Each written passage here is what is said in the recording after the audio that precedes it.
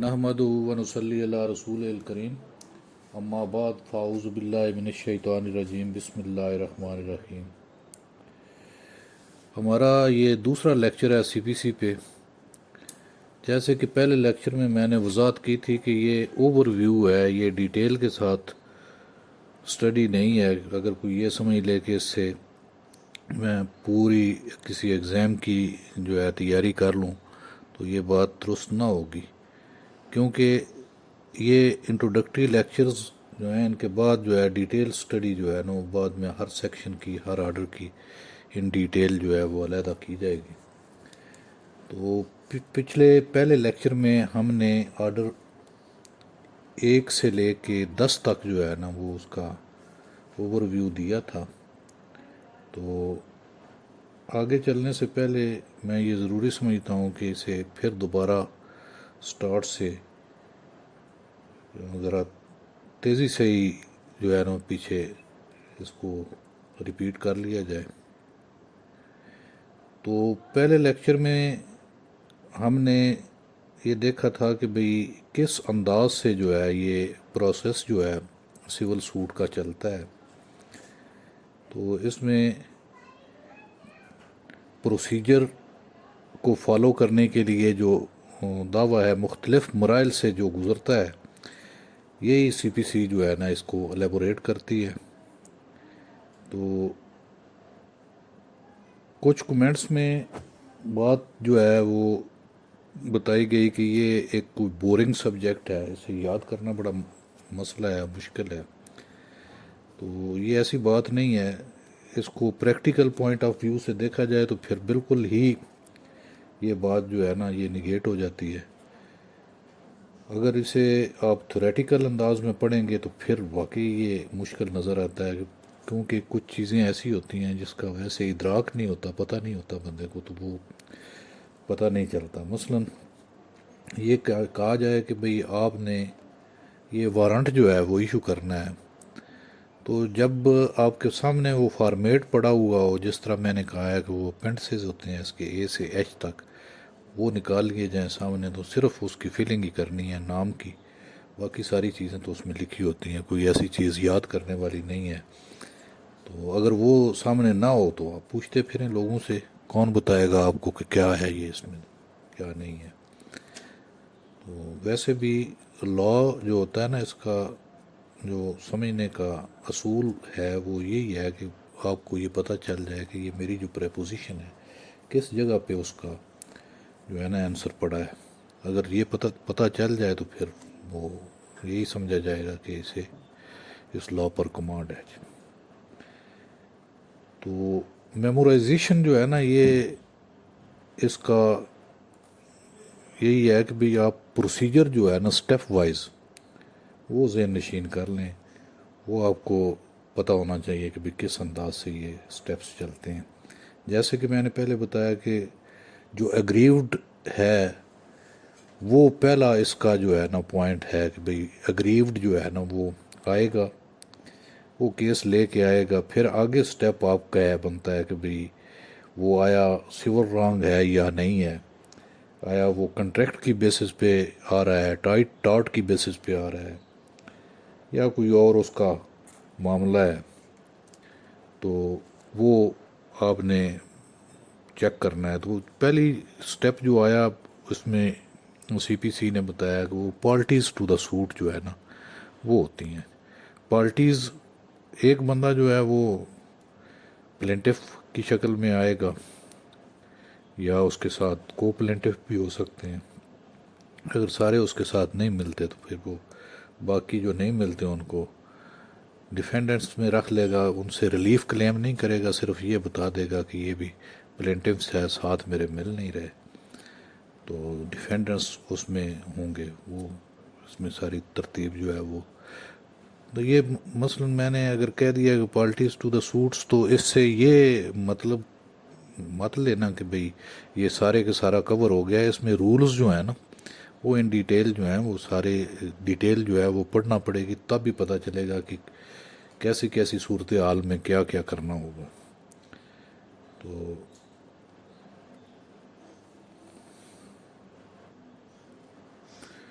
باقی پلینٹ میں جو چیزیں دیکھنی ہیں اس میں پہلی بات تو یہ ہے کہ بھئی وہ فیکٹس جو ہیں نا جو جن کی بنا پر وہ بندہ کہتا ہے کہ میں اگریوڈ ہوا ہوں، وہ فیکٹس اسے اس میں پلینٹ میں لکھنا پڑتے ہیں.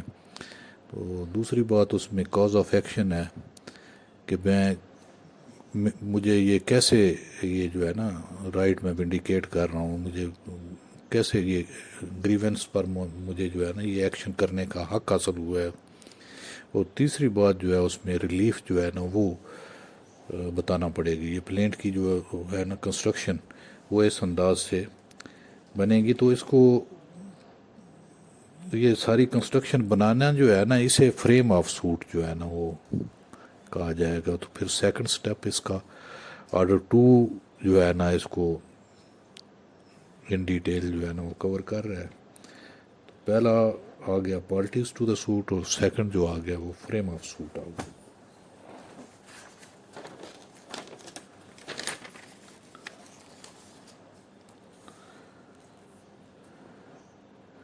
پچھلے لیکچر میں نے سارا یہ بتا دیا تھا کہ یہ ٹوٹل جو اس کے سیکشنز ہیں 158 ہیں، آرڈرز جو ہیں 51 ہیں. تو یہ سیکشنز جو ہوتے ہیں نا یہ اس میں اس کو انفورس کس طرح کرنا ہے یہ آرڈر میں بتایا گیا ہے. تو وہی بات ہوئی کہ یہ اسٹیچوٹری لا ہے اور دوسرا جو ہے پروسیجرل لا ہے. تو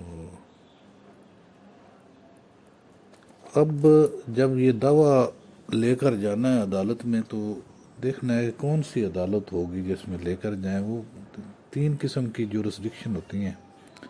ایک پہلے نمبر پہ تو ٹیریٹوریل جورسڈکشن ہے، دوسرے پہ پیکیونری جورسڈکشن ہے، اور سبجیکٹ میٹر کے حساب سے جورسڈکشن ہوتی ہے.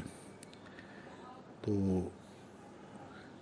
جو پیکیونری جورسڈکشن ہے اس کے حساب سے دیکھنا ہے کہ ہم نے لویسٹ کورٹ جو ہے نا ہیونگ پیکیونری جورسڈکشن اس میں لے کے جانا ہے کیس. تو یہ جس طرح میں نے پہلے کہا کہ یہ سیکشنز اور آرڈرز جو ہیں نا یہ کو ریلیٹ کرتے ہیں ایک دوسرے کے ساتھ. تو ان کو ساتھ ساتھ جو ہے نا وہ ہم نے دیکھنا ہوگا. تو سیکشن 6 جو ہے نا وہ پیکیونری جورسڈکشن کو کلیریفائی کرتا ہے، اور سیکشن 15 سے لے کر 20 تک ٹیریٹوریل جورسڈکشن جو ہے اس کو ان ڈیٹیل بتاتے ہیں.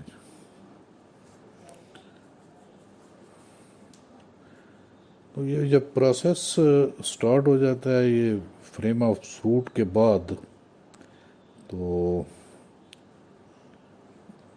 اس سے پہلے مطلب ہے کہ وہ فریم آف سوٹ جو ہے نا وہ ہم نے کروانا ہے ڈائریکٹلی. تو پلینٹف جو ہے وہ پلینٹ دائر نہیں کر سکتا عدالت میں، اسے کسی وکیل کا پلیڈر کا سہارا لینا پڑتا ہے.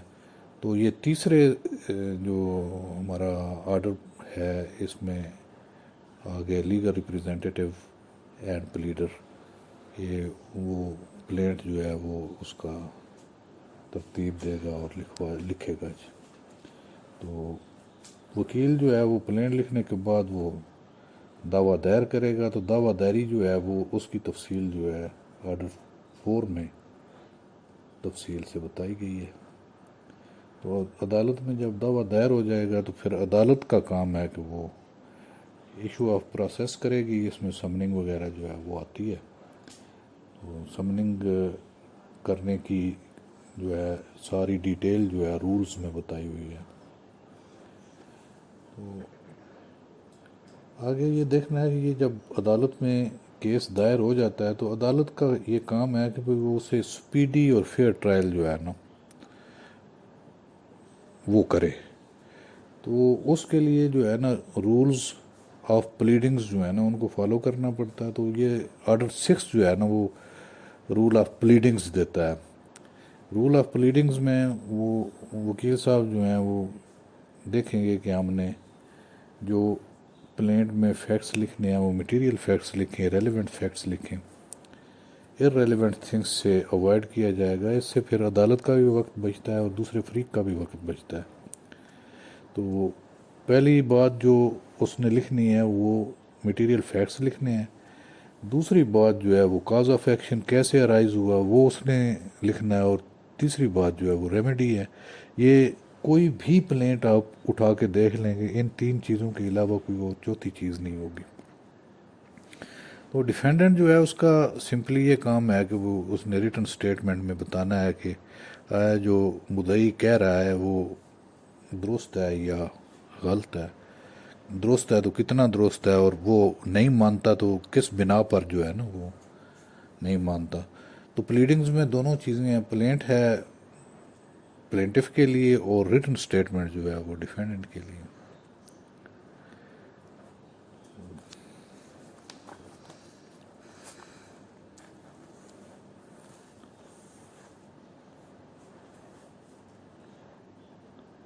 تو اس میں سیکشنز جو ہیں وہ ترتیب کے ساتھ یہ ہے کہ پلیڈنگ کا جو دیا گیا ہے وہ آرڈر 6 ہے. تو پلیڈنگ کے بعد انہوں نے پلینٹ کو بڑی وضاحت کے ساتھ جو ہے وہ رولز کے ساتھ جو ہے وہ بیان کیا ہوا ہے آرڈر 7 میں. اور آرڈر 8 جو ہے written statement and set off ہے. تو اس کے بعد جو ہے نا appearance of parties and consequence of non appearance ہے. جو عدالت میں جو ہے فریقین کی حاضری اور عدم حاضری کے بنا پر جو آگے معاملات چلتے ہیں وہ آرڈر 9 میں بیان کیے گئے ہیں. آرڈر 9A جو ہے یہ ایڈ ہوا ہے انٹرمیڈیٹ ڈیٹس کا. تو اس میں عدالت جو ہے یہ پلینٹف کو parties to appear on the day fixed in summons for defendant to appear and answer, اس میں ایک مخصوص پرپز کے لیے جو ہے نا یہ 9A ایڈ کیا گیا ہے. تو آرڈر 10 جو ہے examination of parties by court ہے. اس کا آگے جو ریٹن سٹیٹمنٹ کے بعد یہ اپیئرنس اور یہ آگے جو آرڈرز آ جاتے ہیں 11 سے لے کر 14 تک, ان کا آبجیکٹ ہے کہ بھئی جو ہے نا عدالت کا ٹائم جو ہے نا وہ ویسٹ نہ ہو. کیس میں ٹو دی پوائنٹ آنے کے لیے جو ہے نا اصل ڈسپیوٹ تک پہنچنے کے لیے یہ آرڈرز دیے گئے ہیں. عدالت کال کر لیتی ہے فریقین کو اور ان کو ایگزامن کرتی ہے کہ ان کا اصل ایشو جو ہے نا وہ وہاں تک پہنچا جائے. تو یہ آرڈر 10 جو ہے نا examination of parties by court ہے. وہ آرڈر 11 ہے ڈسکوری اینڈ انسپیکشن. اس میں اصل ڈسپیوٹ تک پہنچنے کے لیے جو ہے نا وہ انٹیروگیٹریز جو ہیں وہ دی جاتی ہیں, ان کے جوابات لیے جاتے ہیں. تو اس طرح جو ہے نا اصل ایشو تک پہنچنے کے لیے نا وہ چیزیں جو ہیں کی جاتی ہیں. آرڈر 11 اس میں ساری ڈیٹیل بیان کرتا ہے. تو آرڈر 12 جو ہے نا وہ اس لیے ہے کہ اس میں یہ دیکھا جاتا ہے کہ بھی کون کون سی چیزیں جو ہیں ایڈمیٹڈ ہیں. جو ایڈمیٹڈ فیکٹس ہوتے ہیں ان کو ایک سائڈ پہ رکھ دیا جاتا ہے کہ ان کو پروو کرنے کی ضرورت نہیں ہوتی. اسی طرح پھر مزید یہ دیکھا جاتا ہے کہ کوئی ڈاکومنٹس جن پر لائے کیا جا رہا ہے دعوے میں یا جواب دعوے میں ان کو پروڈیوس کرنے کے لیے جو ہے نا وہ ایک طریقہ کار بیان کیا گیا ہے. تو یہ آرڈر 13 ہے production impounding and return of documents. تو جب ایکچول ڈسپیوٹ جو منیمائز کر کے فیکٹس کو اصل حقیقت تک پہنچنے کے بعد جو ہے نا وہ جو ڈسپیوٹڈ پوائنٹس رہ جاتے ہیں ان کو سیٹل کرنے کے لیے جو ہے نا ایشوز فریم کیے جاتے ہیں. تو یہ آرڈر 14 جو ہے نا سیٹلمنٹ آف ایشوز کہ ان میں اصل ڈسپیوٹ اب رہ کیا گیا. مثلا ایک بندہ جو ہے وہ کہتا ہے کہ یہ میرا کنٹریکٹ ہے بی کے ساتھ, تو اگر بی جواب دعوے میں اس سے انکار کر دیتا ہے تو پھر وہ ایشو بنا لیا جائے گا کہ whether B and A have entered into a contract dated فلاں فلاں. تو اس کا جو الیج کر رہا ہے اس پر اونس جو ہے نا وہ رکھ دیا جاتا ہے اسے او پی پی جو ہے اس انداز سے۔ اسی طرح ڈیفینس میں جو وہ ایشو لیتا ہے بھئی یہ بات ہے وہ ڈیفینس والے پہ او پی ڈی جو ہے وہ رکھ لیے جاتے ہیں۔ یہ سیٹلمنٹ آف ایشوز جو ہیں یہ آرڈر 14 میں اس کا جو ہے نا بتایا گیا ہے کہ فریمنگ آف ایشوز جو ہیں وہ کیسے ہوں گے۔ تو ایشوز کی دو اقسام ہیں، ایشو آف لا ہے اینڈ ایشو آف فیکٹ ہے۔